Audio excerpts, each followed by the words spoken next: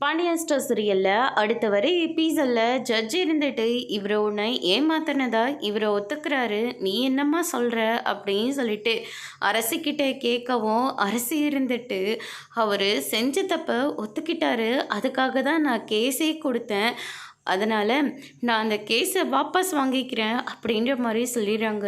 இதை கேட்டோன்னு மொத்த பேரும் வந்து ஷாக் ஆகுறாங்க.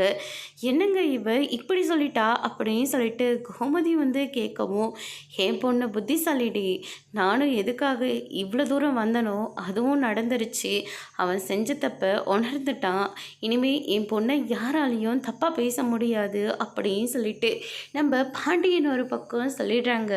அதுக்கு அடுத்ததாக ஜட்ஜ் இருந்துட்டு பாதிக்கப்பட்டவங்களே கேஸை வாபஸ் வாங்கினதுனால இந்த கேஸை நான் தள்ளுபடி செய்கிறேன் அப்படின்னு சொல்லிட்டு குமாரை வந்து ரிலீஸ் பண்ணிடுறாங்க. அதுக்கு அடுத்ததாக நம்ம சக்திவேல் இருந்துட்டு, அம்மா அரசி ஒரு நிமிஷம் நில்லுமா, என் பிள்ளை இனிமேல் எனக்கு கிடைக்க மாட்டான்னு நான் ரொம்பவே பயந்து போயிருந்தேன், ஆனால் என் நெஞ்சில் நீ பாலை வாத்துமா, என் பிள்ளைய மறுபடியும் நீ எனக்கே கொடுத்துட்ட, ரொம்ப நன்றிம்மா, நீ செஞ்ச உதவியை கண்டிப்பாக நான் மறக்க மாட்டேன் அப்படின்ற மாதிரி நம்ம சக்திவேல் வந்து சொல்லிடுறாங்க. இதை கேட்டோன்னே அரசி வந்து பயங்கரமாக வந்து ஷாக் ஆகுறாங்க.